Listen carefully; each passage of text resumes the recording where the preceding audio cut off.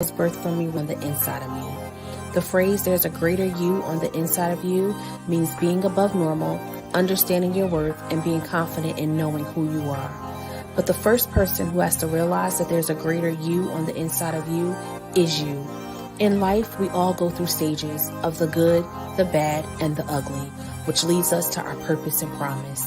UTCM is a platform where you get to share your story and your truth of unmasking moments that allows you to embrace all stages in your life. UTCM looks forward to many people being able to unmask, uncover, and unveil themselves on the podcast. Thank you for watching and joining us.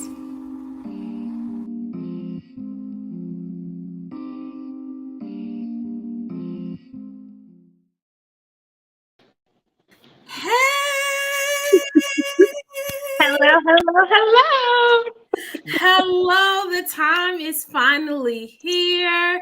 Ooh, it's been a long time coming. But we are here. I remember asking you last year, yes, would you be a guest on my podcast in October? And you was like, me? A guest? I was honored. I said, ooh, I'm special. Okay. Wow. Oh my goodness. I can't believe it. We're here, y'all. It's been a minute since I actually came on live. I did not do an episode last month. Life has definitely been lifing. But we here. It is Breast Cancer Awareness Month. Too as well, and I thought it was just so befitting to have Ebony come on for this month, right? Because my girl is a survivor. Indeed, I am. Let's go. She is a survivor.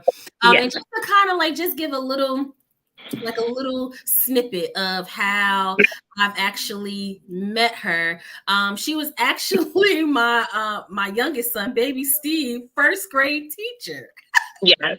And we just, from the first time I met her, I was just connected to her. She really treated Steven as if he was her son. Like she really loved him, even through like everybody know baby Steve is busy. He is a busybody. And even through all of that, even through all those challenges, she loved on him, she nurtured him. And we just always stayed connected. Even when he left the school and she was no longer his teacher, I just stayed connected to her. And then through that connection, just kind of watched her go through her own journey, right? So I want to allow you to kind of, brag about yourself a little bit, but I just wanted to give a little bit of insight, right, on how we actually know each other. Right. And I want to also first and foremost thank you, for coming on and being willing to unmask and uncover and unveil yourself right in front of people. I always say this is not easy, right? This is not something that you're just going to like, you know what? Yes, I'm deciding to unmask myself in front of everybody, right? Because we have no idea who this may reach, right? So it is an honor, and I do thank you for your willingness, for coming on too as well. I thank you for the invitation, and it is an honor for me as well. Like you said, when you asked me, I was like, me? Right, she asked what the I never even listened or watched a podcast or anything like that. So this was completely foreign to me, but it was you, and I was like, anything I can do to be a part, especially in honor of Breast Cancer Awareness Month. So here we are. Yes. So I just want to because like I said, right, we are honoring Breast Cancer Awareness Month too as well. So if anybody that is watching, right, and you have, somebody that maybe, survived or maybe even going through, drop a pink heart in the comments for that person, right, because just like I've never experienced, having to go through it personally, right, myself, but just being a woman, right, and just imagining the transformation and all the things that you have to encounter and go through, I could just only imagine, right? Yeah. So I kind of, I just wanted to do like a little research, right? So I just went on and just got some like basic information, and I thought I'm like, like this is to the numbers, right? I was like kind of like blown away a little bit, right? Staggering. Right. So it just says each year in the United States, about 240,000 cases of breast cancer are diagnosed in women and about 2,100 in men. About 42,000 women and 500 men in the U.S. die each year from breast cancer. Black women have a higher rate of death from breast cancer than other women. Mm-hmm. I'm Very like, true. wow. Very true. And it's just, you know, and I think I'm gonna have like a transparent or unmasking moment right now too. Right, because my grandmother, my nana, my father's mother passed away. She was very young. She was younger than 50. You know, when she had breast cancer. And I feel like that always kind of it plays in my mind. Right, I feel like that's also too something that I've been a little hesitant with going to get my mammogram. But I feel the urge, like especially with reading, you know, these statistics, right, and then also with getting ready to really hear your story, that it's important, right. Yes. No matter what, even as if it's, you know, scary or whatever the case may be, I need to do it. So I am going to go ahead and schedule my mammogram to have my mammogram done. So I thank you for your inspiration. Of course. We are all an inspiration to one another in one way or another. Yeah. All right. So, you know, listen, we getting ready to dive right on in. Okay. Come on. You know, they'll probably be commenting or whatever the case may be. Hey, Pastor Lavelle, thank you for coming on. Thank you, everybody. Thank you. I want to first and foremost thank everybody for continuing to kind of like just be with me on this journey. I thank everybody for their love, their support, their continued love and support too, as well of Unmasking the Covered Me. It has definitely not been an easy journey, but I am continuing to walk the walk. And like I said, life has definitely been lifing for real. So, all right, enough of that. Let's dive right on in. Okay. So I always like to ask my guests, like I always say, I feel like this is just a question that I just ask every guest that comes on. Right. How did you feel about the questionnaire that I sent to you? The questionnaire was a great opportunity for a lot of self-reflection. I think that I'm such an insightful person. I'm honest. I'm always looking to evolve. So I know my strengths, my weaknesses. I know things about myself that stubbornly I don't want to change because I think it just intrinsically makes me who I am. But the questionnaire itself, I was kind of like, there were a couple of questions where I were like, I thought I knew. And then when I actually sat in it, I said, no, you're really not in that place anymore. Or, yes, you've evolved from there. Or, no, that really didn't change. Excuse me. I'm trying to get rid of this cold. So it's tea. No, I got you. But so prior to cancer, you could ask me anything at any point in time, and I knew it was unwavering. And after that, I haven't lost myself completely, but I have had to rediscover different parts of myself. And the questionnaire, there were two questions that I was like, oh, I really have to sit in that. They were good questions too, by the way. They were very good questions. Definitely have to dig deep. Yeah. That's the point, right? Because, you know, sometimes we deal with things like surface layer, right? Like we only like deal with it like, you know, right at the top, right? And not understanding that you have to dig deep and dive deep, but you also have to be willing to do that too as well, right? Because it's not easy, especially when you're doing self-reflection work for you, right? And you got to look at yourself in the mirror and then be honest with yourself too. At that, that's like a double whammy. It is. It definitely is. My God. So, right. So I want you to kind of brag about yourself a little bit. You know, just tell, because I know you, right? But somebody Okay. may be watching, they may not know you, right? Mhm. So brag a little bit about Ebony. I don't know if it'll be bragging. I will say a little bit about myself. Hey. I've been in education almost 20 years. It is definitely a passion of mine. I'm also a behavior management specialist. That is also a passion of mine. I have one beautiful daughter. She is now 23. She graduated from college about a year and a half ago. She is on her way to law school. Nice. My pride and joy. And that's pretty much it. I love fashion and clothes, and more than anything, I love waking up every day and making a new opportunity to live a different purpose. Every day is a different purpose. So Still the same goal, different purpose. dope. I love it. So what grade do you actually teach?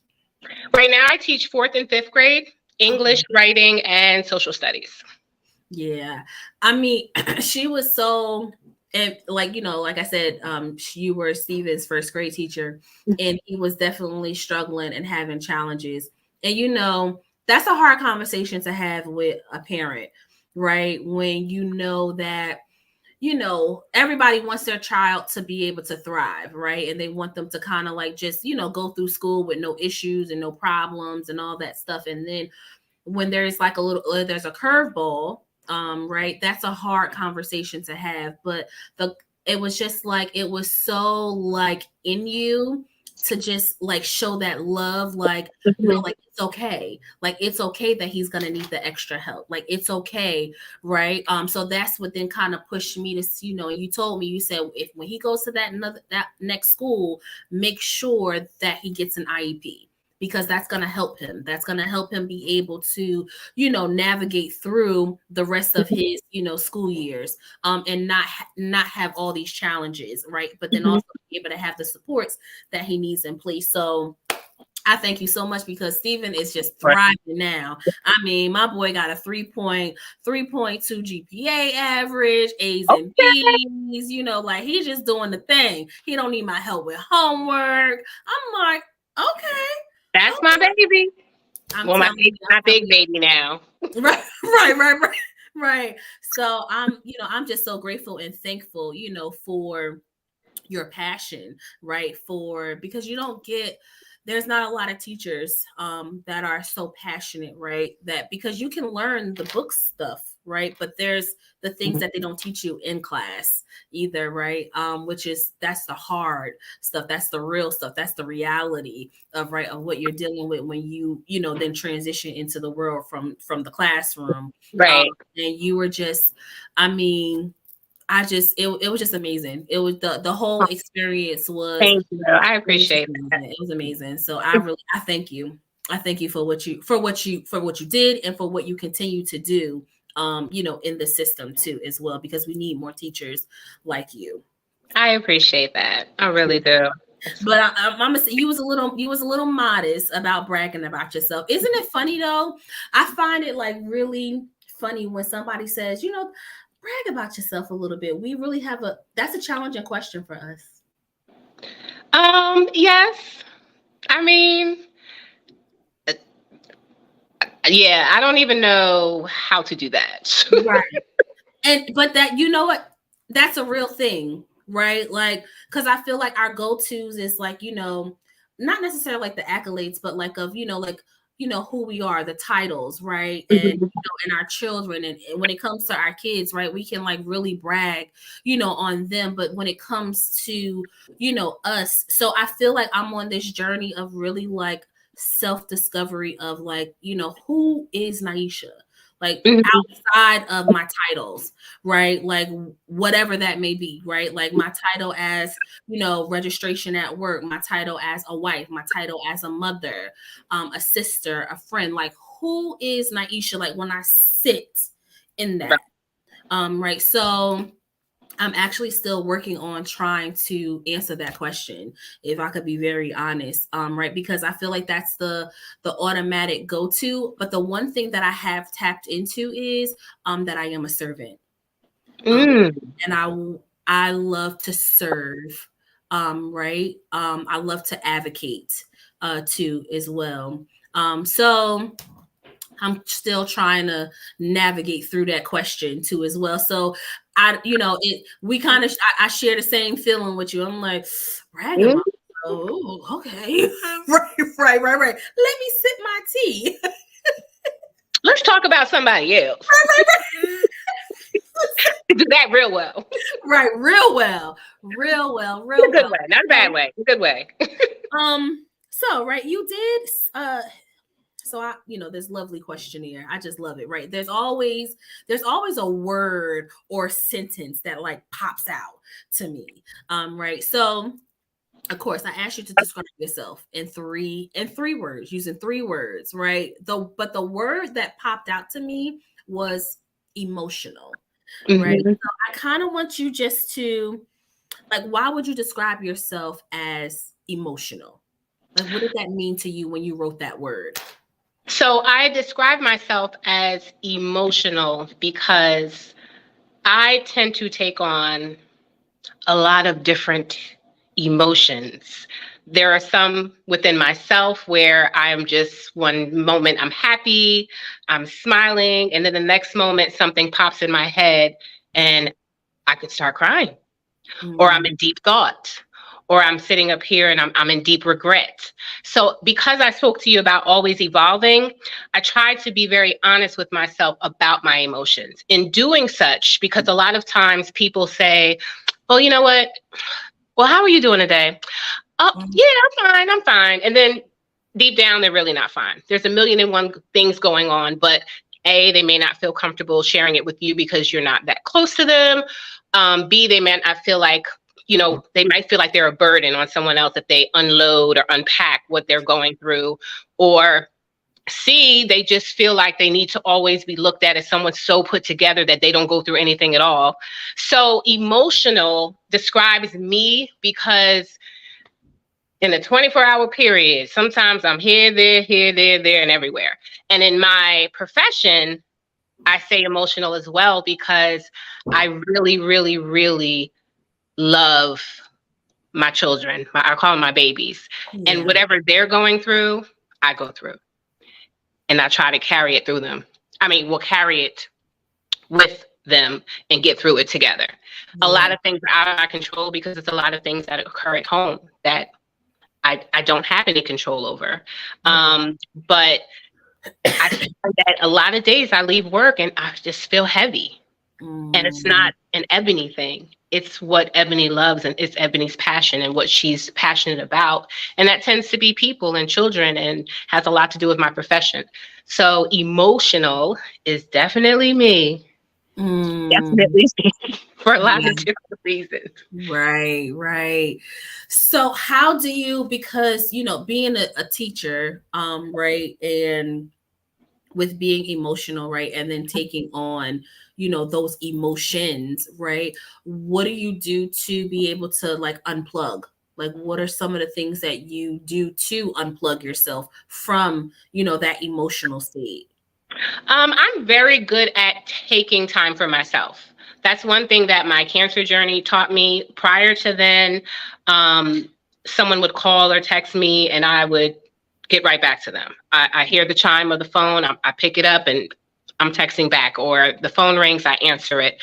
Part of me unwinding, unpacking, and just taking time for me at the end of the day so that I'm able to reset and be present the next day for not only myself, but everyone else is I unplug a lot. I can see someone calling, I won't answer. I can see someone texting, I won't answer. I will get back to them, but I will get back to them in a time where I'm willing to give of myself. You never know what that conversation is going to bring you or that text message is going to bring you. And I don't want to I don't want to be present. I don't want not to be present. So if I pick up the phone and someone's having a bad day or something tragic happened, and in that moment, I'm still feeling heavy with everything I'm going through personally or what I brought home from work or something, I'm not present in that conversation. I can't turn that off. I'm not good at that. I can't departmentalize those things. And so now it's like I'm either half listening or I'm maybe not employing a certain level of empathy that I would normally. So I literally unplug. And whether I'm watching TV or whether I'm playing spades on my phone just calms me down. Music and music. Music is life for me. Yeah. I can come to the house and turn on music and I'm in a whole nother place. So I do a lot of selfishly, I really have a lot of me time, which is necessary. That's good. Now, do you feel like you have learned to do that through this cancer journey? Has that allowed you to tap into that, being that self-awareness? It definitely has allowed me to tap into that. Absolutely. Absolutely. Wow. The beginning of the journey was very humbling for me because I've always been super independent.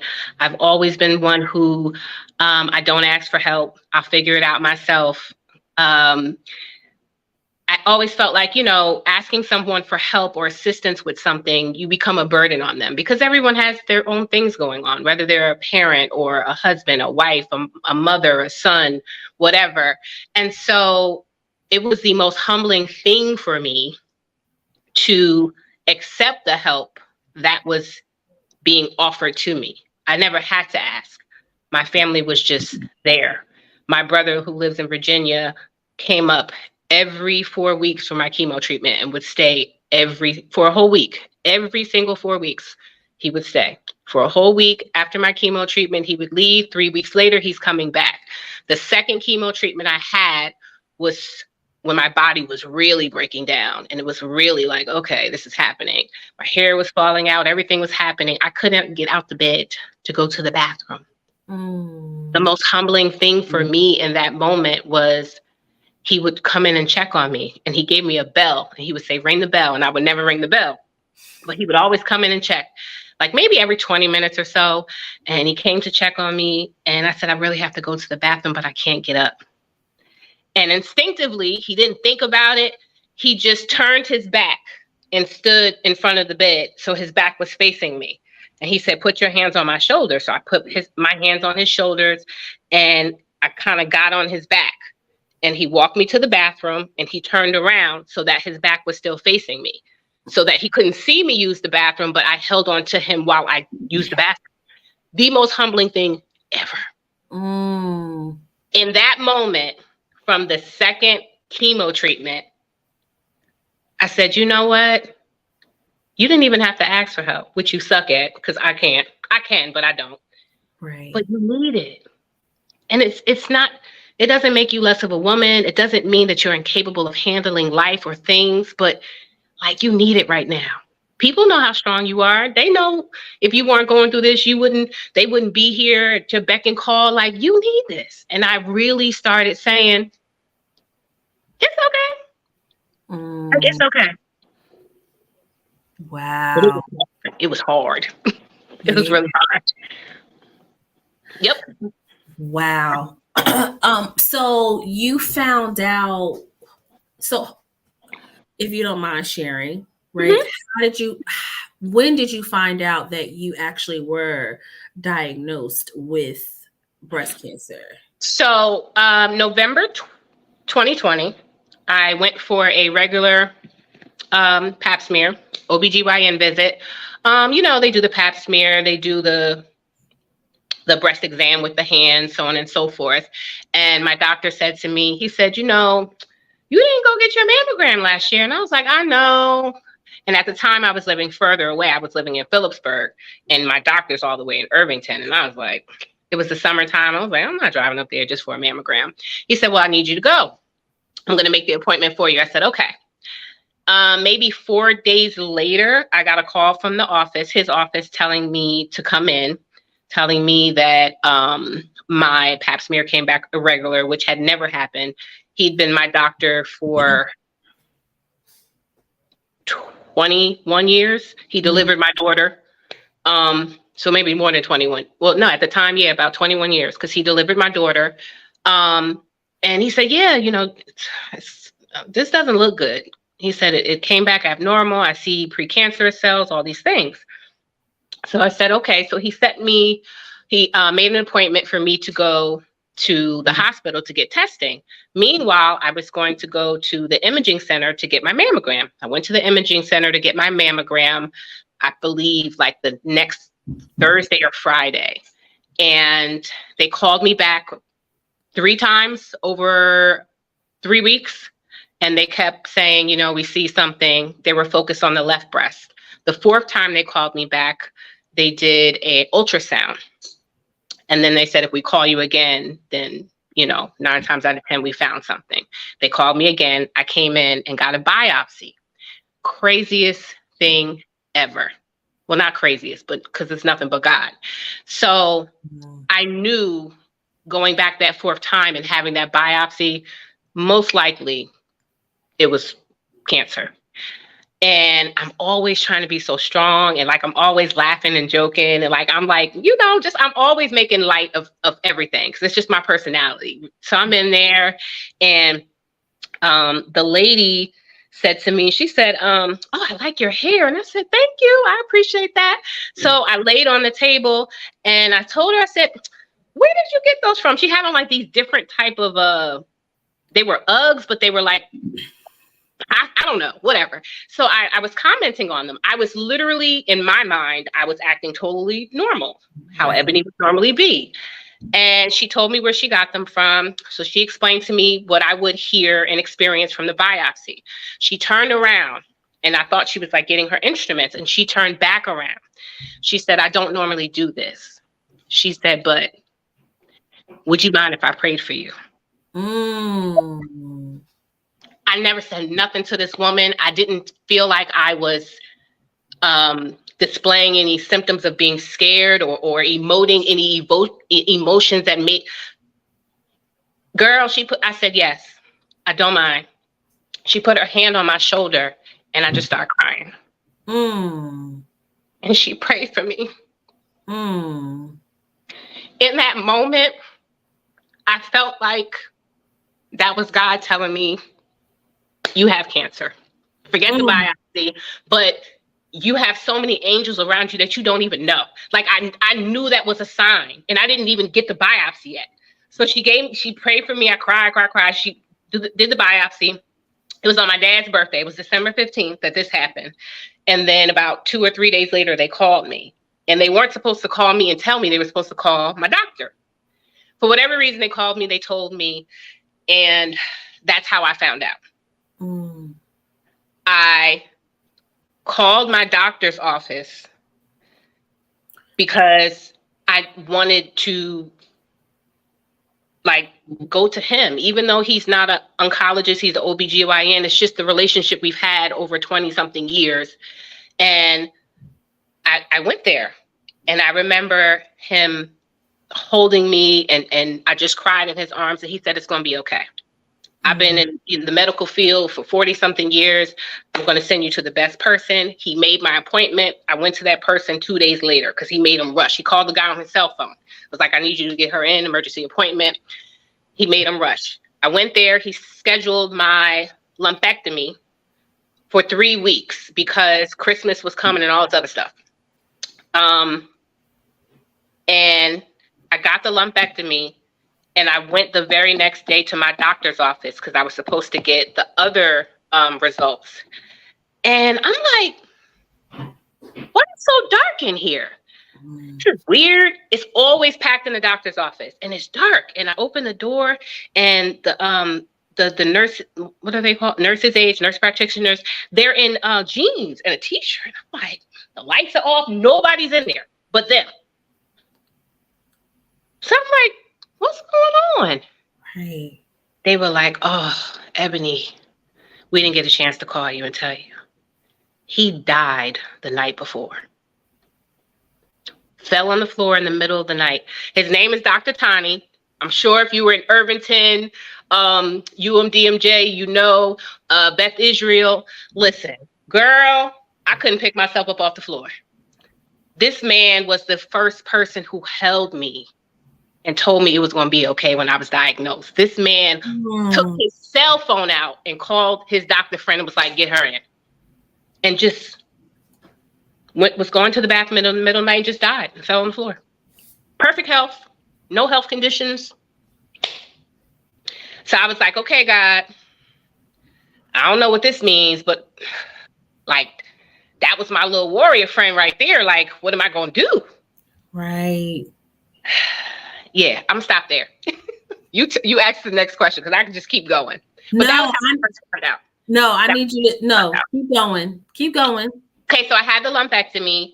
The scariest part about when you first find out you have cancer, to be very honest with you, is that you have to wait quite a few weeks to find out how bad it is. You don't just find out instantaneously you have cancer and they say, well, you have cancer, it's stage 1 or 2 or 3, and this is what we're going to do. You have to wait. And so every day you're waiting, you're thinking about the time elapsing that you could be fighting it. I could have already started treatment, or I could have done this. What if it's stage 4 and I'm only days away from dying? And I remember that being a super traumatic experience for me. And as the days were passing, I was just like, and all I did was go on WebMD, probably the worst thing I could have did in my life, because I was inundated with so much information that was overwhelming. And I didn't know if it was applicable to me, my situation, or I just was Googling everything. What if it's stage 1? What if it's this type of cancer? And that's another thing. You don't know what type of cancer it is. So 3 weeks later, I got the results. In my left breast, I was diagnosed with ER/PR, highly positive estrogen-driven breast cancer. I immediately looked it up when I left the doctor's office. It's super rare among women in general. So I said, wow, like, I need a good doctor. And I said, you know what? I'm going to be super intentional about it. I want a Black doctor and I want a Black woman. And so I searched and searched and I found a Black woman who literally is maybe 2 years younger than I am, very young, very established. And she became my oncologist. I went there. I found out it was stage 3. Because of the type of cancer and how rare it is, I was on 2 different types of chemo at the same time, which is not common at all either. But I fought through it. I went through about 5 months of chemo. I was happy every day. I made t-shirts. Every time I had a chemo treatment, I made t-shirts. I had t-shirts made, sweatshirts made, hats, everything. And whenever I would go into the office, I made sure that my presence, my spirit, my fighting spirit just was sprinkled around. And I was just happy. I didn't think about dying. I was like, let's go, let's get it. And if we're going to be here and I'm going to be bald looking like Little Bill from the cartoon, guess what? I'm going to be cute though. I'm going to have all my little stuff made, my little pink lipstick. I just had a good time going through. I mean, chemo was hard as hell, for real. But I made sure I was super positive. Even when I felt horrible, even when I couldn't walk, everything. I was just, all right, let's go. What's tomorrow going to bring? Got through that. And when chemo was over, it was time for me to find a specialist. So when you're diagnosed with breast cancer, or any cancer really, you have something called an Oncotype score. Your Oncotype score is a determining factor of if cancer will, well, I shouldn't say if. Your Oncotype score gives you the probability that cancer will come back. You don't know where, you don't know when, but the higher your score is, the higher the probability. My Oncotype score was extremely high. So they told me cancer will most likely come back. We can't say when, we can't say where, but it will. I said, okay, cool. I started looking for breast surgeons because I wanted a double mastectomy. I wanted to remove both breasts because of the probability that it would come back. So if it's going to come back, let's remove the breast. So it'll just come back somewhere else if it does. Let's just take both of them. There were so many doctors. There were 3 doctors. I shouldn't say so many. There were 3 doctors that I met with, 3 breast surgeons who told me no. They said, we will remove the left breast only, because that's the one that you had the cancer in, or have the cancer in at that time. And I told them no, thank you, I appreciate it. Went to the next doctor. The 4th doctor told me, yes, I'll do it. So they scheduled it. I had my double mastectomy and reconstruction surgery on September 17th of 21 of 2021. And I had a lot of complications. It was supposed to be an 11-hour surgery, turned into a 14-hour surgery. A lot of complications. They lost my belly button. It was a big hole. You could see the inside of my body. It was ridiculous. Nonetheless, I woke up. God willing, I'm here. I'm in the hospital. The third day I'm in the hospital, the doctor comes in and says, "Congratulations, you're cancer-free." My family came up. They had balloons and they had flowers, and I'm in there, me, my crazy self.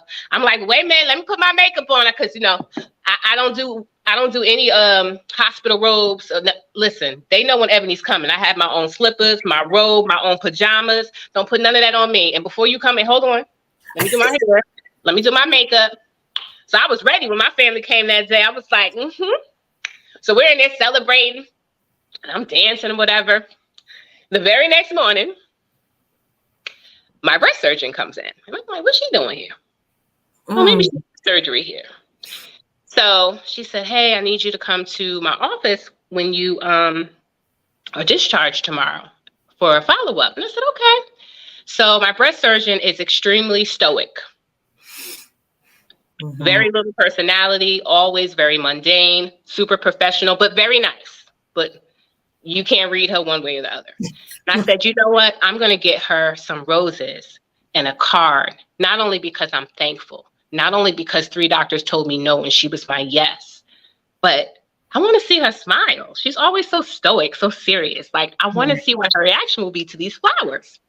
So I get the flowers, the card. My brother drives me down to the appointment. He's waiting in the car for me. I go inside the appointment. So you go in, I'm taking off everything. Because, once you have breast cancer, child, look, it's just like being a stripper. You don't get paid for it. You just walk in and you just take everything off. Just go ahead, touch them, feel them. It's just, there's no need to be modest. Right. So I'm already waiting for everything off, And she comes in and I say, here, Dr. Schaefer, this is for you. And she looked at me and she said, you know what? They're really beautiful. Not as beautiful as you, but they're beautiful. I want you to keep them. I said, well, I want you to have them. I brought them for you. And I have this card for you. She said, thank you for the card. She took the card and she took the flowers and she put them on my pocketbook in the chair. So I'm like, damn, I guess she really don't like flowers, huh? Okay. So she was like, I want you to sit down. So she got on the thing and she turned on the film thing. So I'm looking at whatever it was. I didn't know what it was at the time. And she was like, so we removed your breast. And I said, yes, I know. She was like, unfortunately, they found cancer in your right breast. I said, excuse me? She was like, yeah.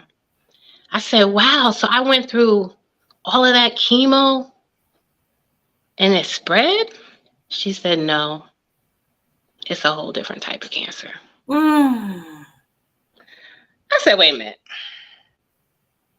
And I just cried. And I said, you know what? I can't do this right now. I left the flowers right there, got my pocketbook, walked out. I'm going to my brother's car. And he's like, what's wrong? I couldn't talk. I just cried the whole way home. And that was the first time that I said, F cancer. F cancer, F chemo. None of this. I don't want it. I'm not fighting. I fought for 5 months through 2 of the strongest types of chemo, went through surgery, had both my breasts removed. And you mean to tell me the whole time I'm going through? Now, it's feasible for me to think if it spread, it would have been disheartening. But it spread. That can happen. But you mean to tell me a whole different type of cancer? So the right breast was HER2 negative. So now that they removed the breast and did reconstruction, and I have breasts built from like fat, they can't really go back in there and scrape. So I have 2 options. I can do chemo again, or I can risk them going through my lymph nodes and getting something called lymphedema, which will like has a tendency to like blow up your arm, and it's just very risky. So I said, the hell I will. Who gonna do chemo again? Not me. I'm not a believer, sweetheart. Not gonna happen. Not gonna happen. And they were like, well, you know, this is the best chance that you have to really make sure that it's at least shrinking, even if you don't get rid. No, I had stage 3 cancer. Went through 5.5 months of the strongest type of chemos, and the whole while, a whole nother different type of cancer is growing in the other breast.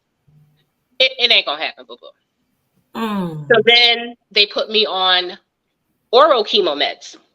The first thing they put me on was tamoxifen. You take it every day. It's chemotherapy medicine, but you're not getting it intravenously. You just take it. It's not as strong. It's not as potent. It really doesn't do much, but it can prevent it from spreading faster. So those were my options. So I was in a really dark place. I mean, I was dark. It was dark. I just was like, F all this, F cancer, F life. I don't want to do this. Like, I don't want to keep living when I don't feel like I'm living. I'm literally fighting to live, and I don't feel fulfilled. I don't feel like a survivor anymore. Like, it stripped everything from me. I was a survivor. I was a fighter. I was somebody who was triumphant, resilient.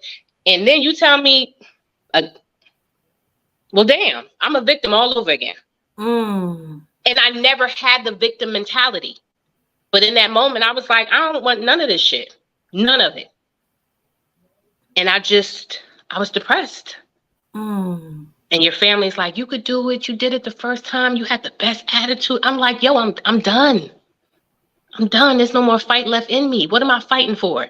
I'm going to fight for them to get rid of this. And then what's going to happen a couple months later? Like, if this is what if this is a life God has for me, then I'm happy. I'm fulfilled. All I wanted was for my daughter to graduate college. She did with honors. I wanted to be fulfilled in life. There was nothing I felt like I needed to do. There was nothing I felt like I missed out on. There was nothing on the bucket list. I was fine. I was like, God, take me. Because what we not going to do, we damn sure enough ain't going to do no chemo again. And we ain't going to fight neither. So let's get it. My daughter's good. I'm good. Life, let's get it. I had a great life. And that was that. And my daughter called might as well say my mother-in-law at the time, or past mother-in-law, however you want to call it. And she came up here. She prayed with me. And it was awesome. And it was great. But I was still there. Like, you know, Deja's really scared. She's scared. And I was like, I understand, but this is my life. And I don't want to fight anymore.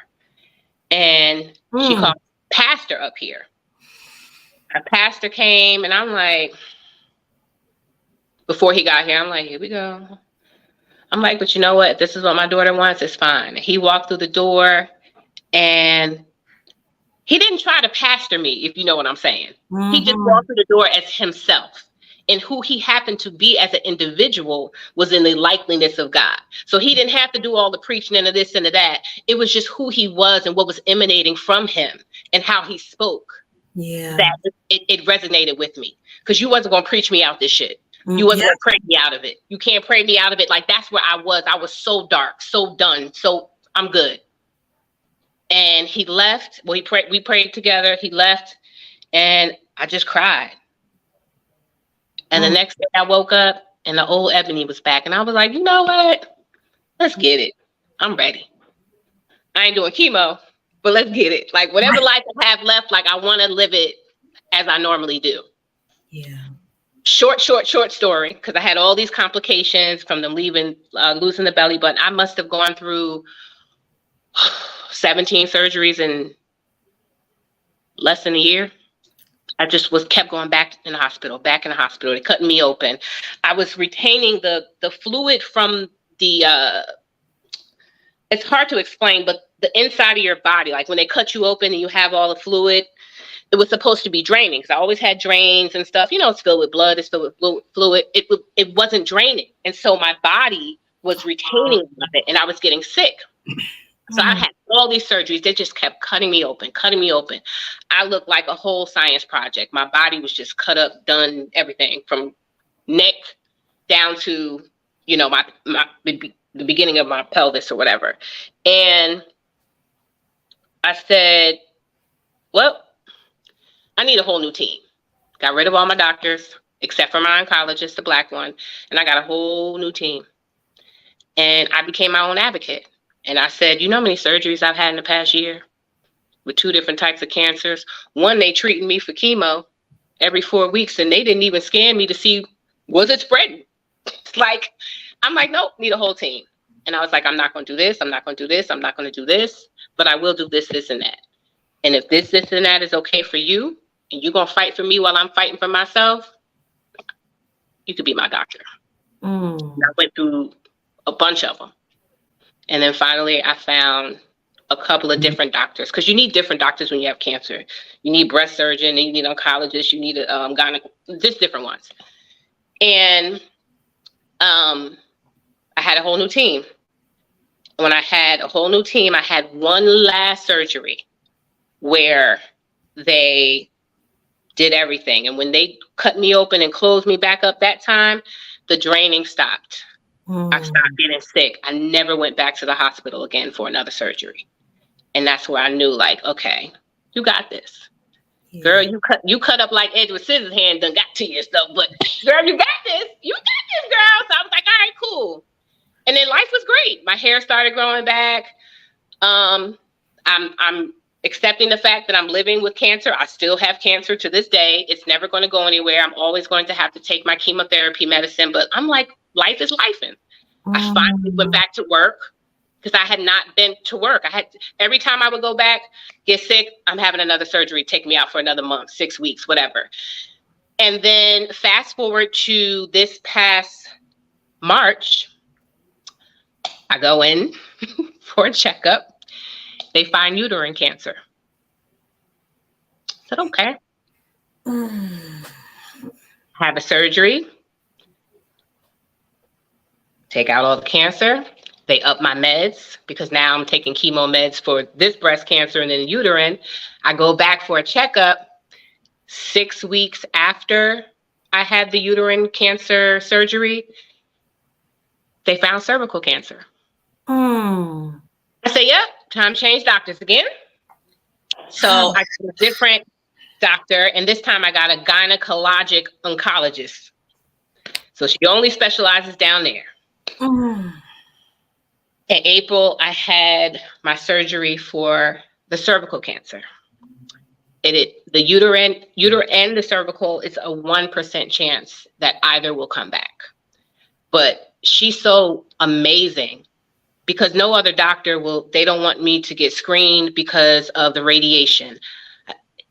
It doesn't make sense to me how I can have 4 different types of cancers in less than 2 years, and I'm not the perfect candidate to have screening at least every 3 to 4 weeks. But they think it's going to do more harm than good because of the radiation and all this and all that. She said, listen, I want you in my office every 4 weeks. We're not going to run any of your insurance. She said, because of your history, even though there's only a 1% chance of the uterine or cervical cancer coming back, because of your history, I'm doing it for free. And every month I go and she screens me down there for free. Just because. So fast forward to now, because that was April, and here we are, October. I still have HER2 negative breast cancer in my right, even though it's not in my actual breast, because this is not my actual breast, but it's in my lymph nodes and in here. And I'm happy, I'm healthy. I couldn't wait to put back on my heels. Girl, that was life for me. To be able to dress back up again, to be able to walk in heels again. Like, I lived in heels. Like, give me some 4 or 5 inch heels. Let's go. We doing this all day long, all night. But I couldn't do it. So, like, when I finally was able to put on heels again, put on makeup again, do my hair, when it grew, like, everything, like, I was like, you know what? Like, if this is what life is like with cancer, I'm killing this shit. Let's go. Like, what else you got? Because this is it. I'm good. Like, I'm good. And that's most of the story. That's it, y'all. Podcast is over. Yes. Ah, God is good. Girl. God is so good. He's amazing. You are living proof of God being real. Oh, and I forgot to tell you real quick. So I told you about the lady who touched me and asked me could she pray for me. This was before I was even out. She was just doing the biopsy just to see, right? Before I found out about the second cancer, while I was in the hospital recovering from the double mastectomy, this lady who came in, she was a phlebotomist. She would draw my blood like not every morning per se, but I know I saw her 2 mornings out of the 3. And then she came in that fourth day, because the 3rd day they told me I was cancer free. The 4th day was when I think before I got discharged. And she said to me, she was drawing my blood, and she said, your spirit emanates. She was like, I don't really know everything you've been through, but I hear a lot, the doctors and the nurses talk. She said, you're the one who walks down the hall with your bathrobe and you try to, stay active or whatever. She said, your spirit really emanates. She said, I don't know what it is. She said, I don't claim to be, to prophesize things. She said, but I want you to know that your journey isn't over yet. And I need to pray for you. She said, I need to pray for you. And she said, I don't know if you're spiritual. I said, I am. And she said, can I pray for you? And I said, yes. She closed the door. And it's crazy. She put her hand right where that other lady put her hand. Because people can pray for you and not touch you. People can ask for your hand and pray for you.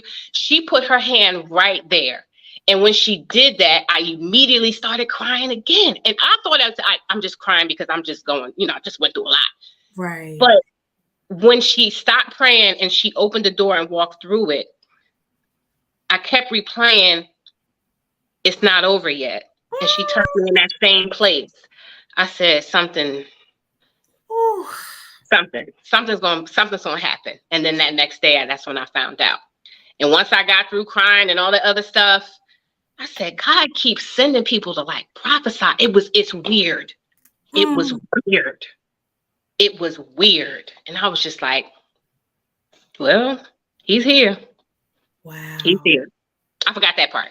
And those are the 2 things that I always remember when I'm recounting the journey, because it made me feel like I wasn't alone. Of course, my family and friends made me feel like that too, but I felt like God was sending angels my way when I least expected it. And there were things that were transpiring that were letting me know you're going to be okay, but it ain't over yet. But you got all these people. You don't even know these people. They got you. I was like, that's him. That's him. Wow. That's him. Wow.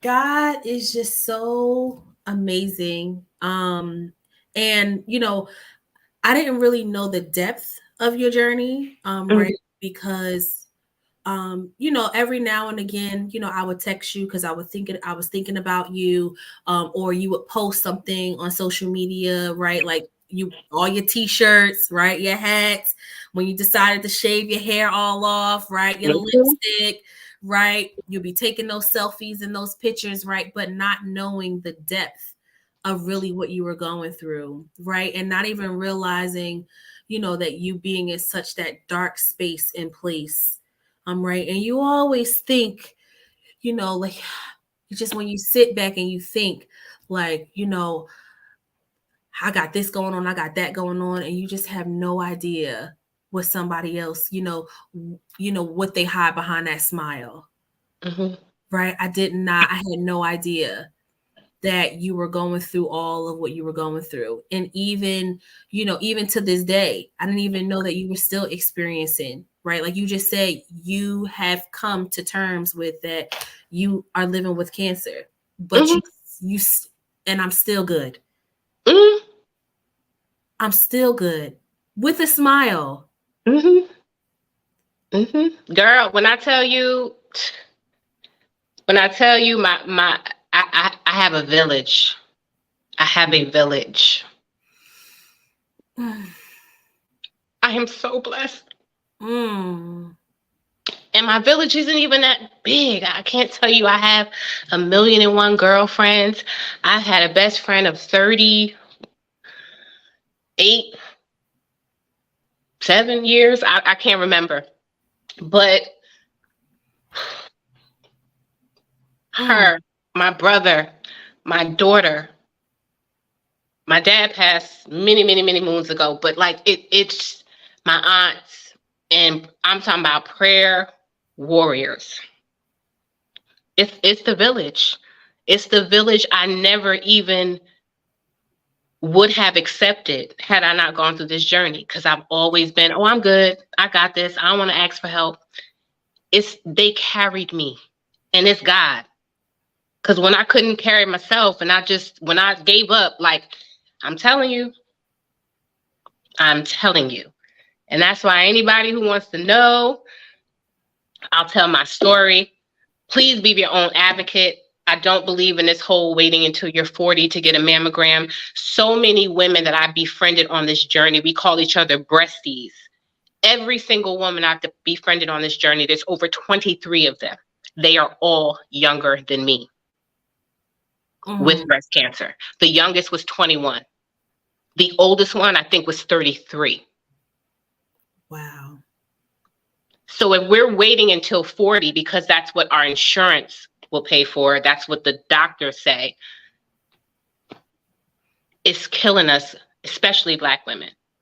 HER2 negative and HER2 positive breast cancer is the most common among Black African American women. Wow. If you can be your own advocate, go get your mammogram. Don't wait till you're 40, especially if you have, I don't have any history on either side of my family, which makes me more of a, like, what?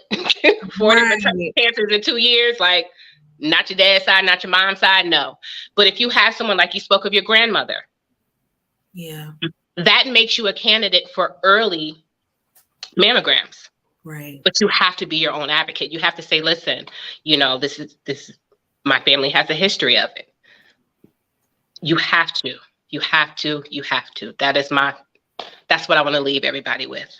That's good. Be your own advocate. Mm-hmm. Be your own advocate.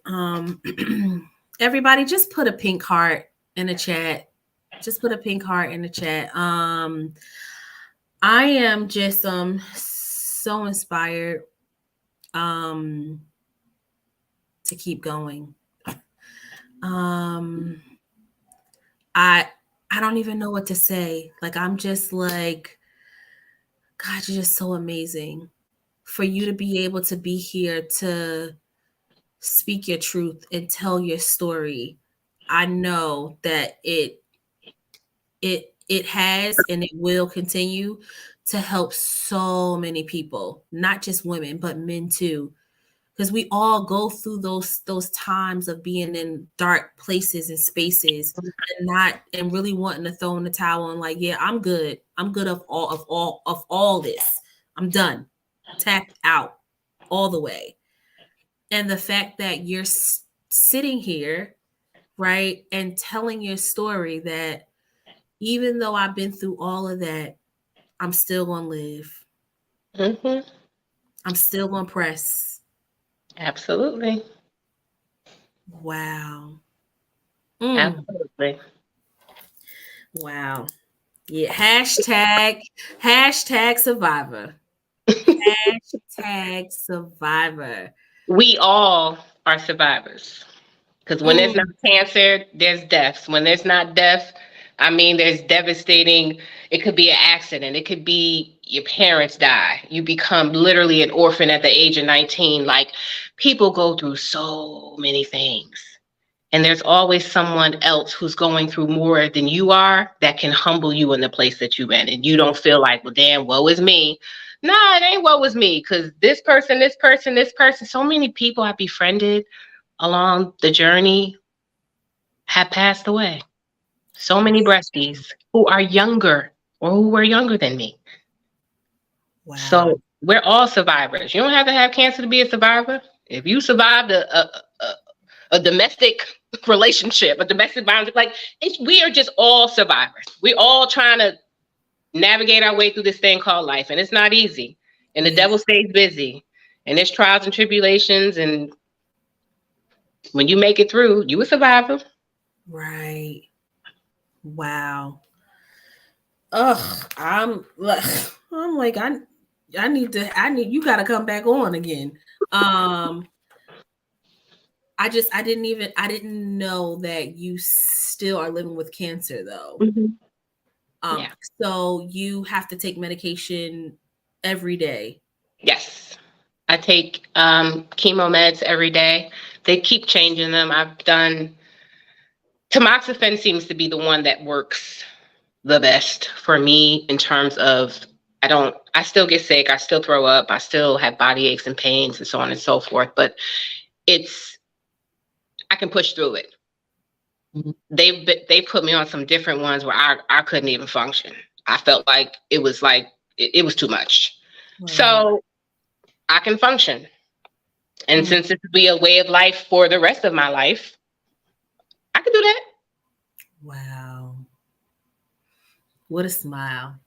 Yeah. Right. What a smile. Absolutely. I have a lot to smile about. A lot.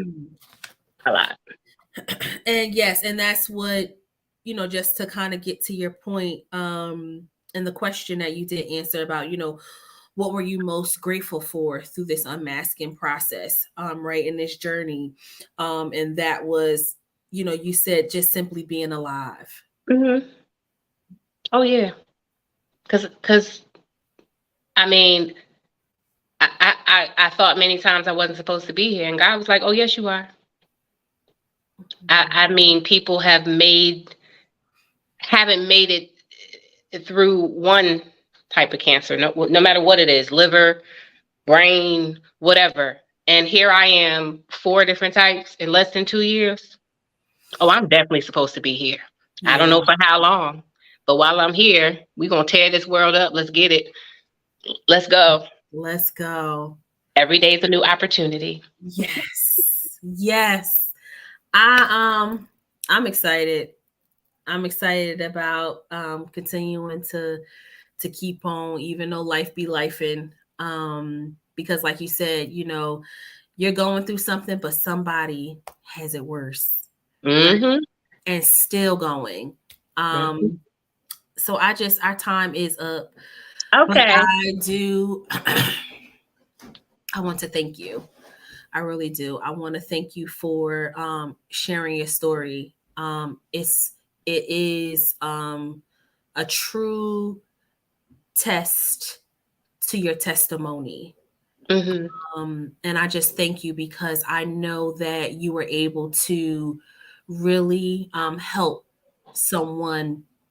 them with their unbelief, right? Mm-hmm. Because sometimes we get thrown things and things happen and, we kind of want to just call it done. Especially when you have to really unmask and uncover and unveil, right, and be completely naked of yourself. It's just not easy. It's not easy. So I thank you for your willingness of, coming on and really just sharing your truth. And I thank you for inviting me. I always find it's cleansing for me as well. Yeah. Absolutely. Yeah. I mean, because you took us through that whole story. I mean, and I'm so engaged of and she's still here and mm-hmm. she's still smiling and mm-hmm. she's still pressing. Yes. Well, everybody just put hashtag survivor. That was her hashtag. Hashtag survivor. For real. So I just thank you. I thank you as well. This has been awesome. Yeah. You are awesome. Oh, thank you. For real. I mean, it takes a lot to want to share your platform. Yeah. Because this is something you could just be writing in a journal. This is something where you could just be videotaping yourself, and this is just your daily way of cleansing. But for you to open up this platform and to share so many other people, that's a blessing and that's a gift. Yeah. And all your guests have a different story to tell. Yeah. Have a different way of blessing someone else. Have a different way of probably inspiring other people. Yeah. And so if it weren't for you in this platform, that wouldn't be possible. So thank you, Miss Naisha. I appreciate you. So And tell my baby to say hi, and I love him. I will. I am coming to one of the football games before the season's over. That's a promise. It's over. I know. It happened so quick. Unfortunately, the season is over. It ended last week. Yeah, but we got next season. You already know. We on for next season. Okay. But before I go, right, I did look up a quote, and I just feel like it's just so befitting, right, for kind of your story, right, and what you spoke of. And I feel like we've heard this quote before too, as well. It says, "You never know how strong you are until being strong is the only choice you have." Mm-hmm. Yes, I heard that before. That's a good one. Yeah. That's a great one. So with that being said, good night, y'all. Thank you everybody for joining us. Thank you for, watching and tuning in. I appreciate everybody. I hope you leave with something. Everybody have a great rest of the week, a weekend. Be blessed, stay safe, and I love y'all. We out. Bye. Love you guys. Bye.